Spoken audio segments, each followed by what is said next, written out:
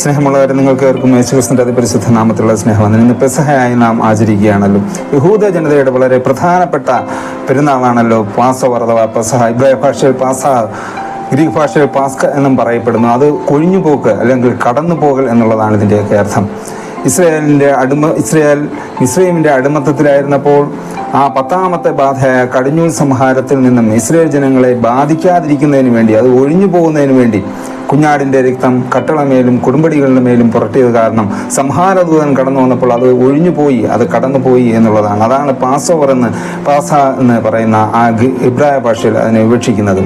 Israel ജനങ്ങൾ അതിൽ കൂടെ സംരക്ഷിക്കപ്പെട്ടു. നമ്മുടെ പുതിയ നിയമത്തിലെ ഇസ്രായേൽ ജനങ്ങളായ നാം യേശുക്രിസ്തുവിൻ്റെ രക്തത്താൽ നാം സംരക്ഷിക്കപ്പെട്ടിരിക്കുന്നു. കുഞ്ഞാടായ യേശുക്രിസ്തുവും അറുക്കപ്പെട്ടിരിക്കുന്നു. നമ്മുടെ പെസഹ കുഞ്ഞാടും അറുക്കപ്പെട്ടിരിക്കുന്നു. അത് ക്രിസ്തു തന്നെയെന്ന് 1 കൊരിന്ത്യർ 5-ാം അധ്യായം 7-ാം വാക്യത്തിലെ പൗലോസ് അപ്പോസ്തലൻ പറയുകയാണ്. ആ പെസഹ കുഞ്ഞാടിൻ്റെ രക്തം മൂലം, യേശുക്രിസ്തുവിൻ്റെ രക്തം മൂലം നാം എല്ലാവരും സംരക്ഷിക്കപ്പെട്ടിരിക്കുന്നു. അതാണ് ഈ പെസഹയുടെ അടിസ്ഥാനമായിട്ട് നാം വിശ്വസിക്കുകയും അതിനെ ആചരിക്കുകയും ചെയ്യുന്നതിനുള്ള പ്രധാനപ്പെട്ട കാരണം. ആ ഒരു രക്ഷയുടെ സന്തോഷമാണ് ഈ പെസഹ എന്ന് പറയുന്നത്. യോഹന്നാൻ 6-ാം അധ്യായത്തിൽ പറയുന്ന പോലെ യേശുക്രിസ്തു ആകുന്ന ആ ഒരു മന്ന നമ്മൾ ഭുജിക്കുകയാണ്. ആ യേശുക്രിസ്തുവായ മന്ന ഭുജിക്കുന്നതിന് കൂടെയും ആ സ്വർഗ്ഗത്തിൽ നിന്നും ഇറങ്ങി വന്ന അപ്പം നമ്മൾ ഭക്ഷിക്കുന്നതിൽ കൂടെ അത് നമ്മളെ നിത്യജീവനിലേക്ക്, ആത്മീയമായിട്ടുള്ള മരണത്തിൽ നിന്നും നമ്മെ രക്ഷിക്കുന്നു, സംരക്ഷിക്കുന്നു എന്നുള്ളതാണ്. അതാണ് ഈ ഒരു അന്ത്യ അത്താഴത്തിൽ കൂടെ നാം ഇന്ന് ആഘോഷിക്കുന്നത്. അതാണ് നമ്മുടെ ജീവിതത്തിൽ വളരെ പ്രധാനമായിട്ട് നാം ഉൾക്കൊള്ളേണ്ടതുമായിട്ടുള്ള സംഗതി. യേശുക്രിസ്തുവിൻ്റെ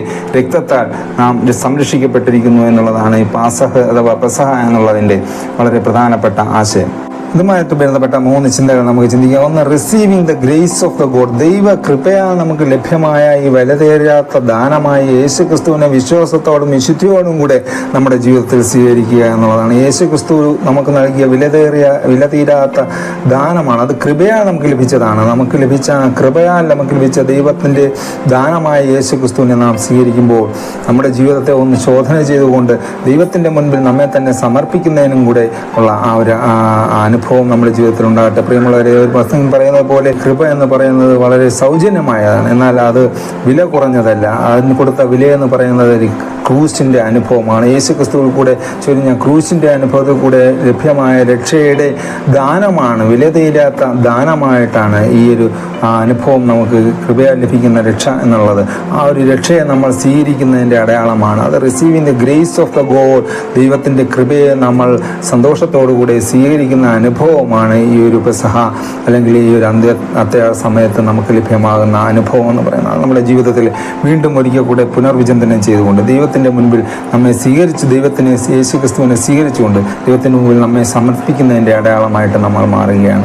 രണ്ടാമതായി, റിമംബറൻസ് ദ സാൽവേഷൻ. യേശുക്രിസ്തു ദൈവപുത്രനായ യേശുക്രിസ്തുവിനെ ഈ ലോകത്തിലെ വീണ്ടെടുപ്പിന് വേണ്ടി, രക്ഷയ്ക്ക് വേണ്ടി നൽകിയ ആ ഒരു സുദിനത്തെ നമ്മൾ ഓർമ്മ പുതുക്കുന്നതിനും കൂടെയാണ്. നമ്മുടെ ജീവിതത്തിലെ യേശുക്രിസ്തുവിൻ്റെ രക്ഷിതാവായി സ്വീകരിക്കുന്നതിൽ വീണ്ടും വീണ്ടും ദൈവത്തിൻ്റെ മുൻപിൽ ഓർമ്മ പുതുക്കുന്നതിൻ്റെ അനുഭവം കൂടെയാണ് ഈ ഒരു പെസഹയുടെ അനുഭവം എന്ന് പറയുന്നത്. ആ ഒരു വലിയ ദൈവികമായിട്ടുള്ള ദാനത്തെ നമ്മുടെ ജീവിതത്തിൽ ദൈവം ദാനമായി നൽകിയത് മൂലം ദൈവത്തിന് നന്ദി അർപ്പിക്കുന്ന ഒരു സുദിനം കൂടെയാണ്. ഓർമ്മ നഷ്ടപ്പെടലിൻ്റെ അനുഭവത്തിൻ്റെ ആണ് ഈ ഒരു അടിമത്തത്തിലേക്ക് ഇസ്രായേൽ ജനങ്ങൾ പോയെന്നറിയാമല്ലോ.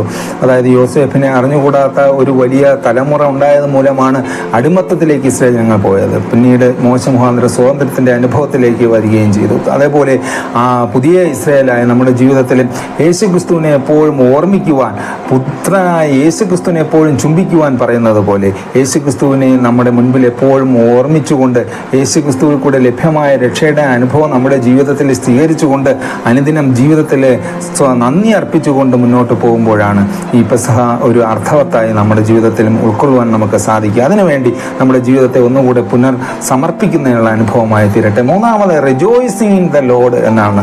ദൈവികമായിട്ടുള്ള ഈ ഒരു അനുഭവത്തിൽ ദൈവം നമുക്ക് ദാനത്തിൽ നമ്മൾ സന്തോഷിച്ചുകൊണ്ട് അതിന് നന്ദി പറഞ്ഞുകൊണ്ട് അതോടൊപ്പം തന്നെ നിത്യജീവന്റെ അനുഭവത്തിലേക്ക് നമ്മൾ സന്തോഷത്തോടുകൂടി മുന്നേറുക എന്നുള്ള നന്ദി അർപ്പിക്കുക മാത്രമല്ല, ആ നിത്യജീവൻ നമ്മുടെ ജീവിതത്തിൽ അനുഭവിക്കുന്നതിന് വേണ്ടി കഷ്ടപ്പാടുകൾ ഏറ്റെടുത്തുകൊണ്ട് യേശുക്രിസ്തുവിന് വേണ്ടി നമുക്ക് ചെയ്യാൻ പറ്റുന്ന ആ ഒരു ശുശ്രൂഷ, കഷ്ടപ്പാടുകളെ, ക്രൂശിൻ്റെ അനുഭവത്തെ നമ്മളും സ്വീകരിച്ചുകൊണ്ട് യേശുക്രിസ്തു കഴിഞ്ഞതിന് ശേഷം കഷ്ടപ്പാടിൻ്റെ അനുഭവത്തിലേക്കാണ്, ക്രൂശീകരണത്തിലേക്കാണ് നടന്നു നീങ്ങിയത്. ഈ ഒരു കഷ്ടപ്പാടിൻ്റെ അനുഭവം ഞാൻ സ്വീകരിക്കാൻ വേണ്ടി പോകുന്നു എന്നുള്ള ആ ഒരു ചിന്തയിലും സ്തോത്രം ചെയ്തുകൊണ്ട് ദൈവത്തിന് നന്ദി പറഞ്ഞുകൊണ്ട് ക്രൂശിൻ്റെ അനുഭവത്തിലേക്ക് പോയ യേശുക്രിസ്തു നമ്മുടെ ജീവിതത്തിൽ മാതൃകയാണ്. പ്രിയമുള്ളവരെ, ഏതൊരു കഷ്ടപ്പാടിൻ്റെ അനുഭവത്തിൽ, ഏതൊരു പ്രതികൂല സാഹചര്യങ്ങളും ക്രിസ്തുവിന് വേണ്ടി സഹിക്കുന്ന ക്രൂശിൻ്റെ അനുഭവങ്ങളിലെല്ലാം ക്രിസ്തുവിന് വേണ്ടി നന്ദി അർപ്പിച്ചുകൊണ്ട് കഷ്ടപ്പാടിന് സ്തോത്രം ചെയ്തുകൊണ്ട് അതോടൊപ്പം ആ ഒരു കുറേനക്കാരനായ ശിമോൻ യേശുക്രിസ്തുവിൻ്റെ ക്രൂശിനെ എന്നെ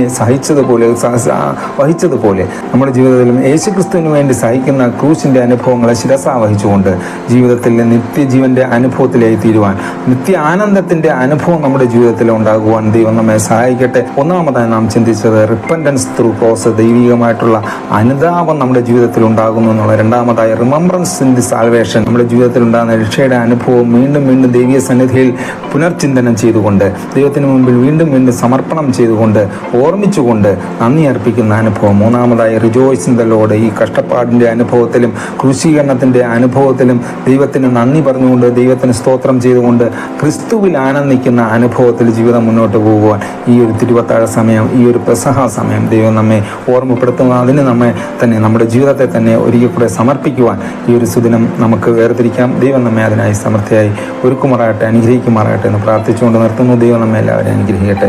ആമേൻ.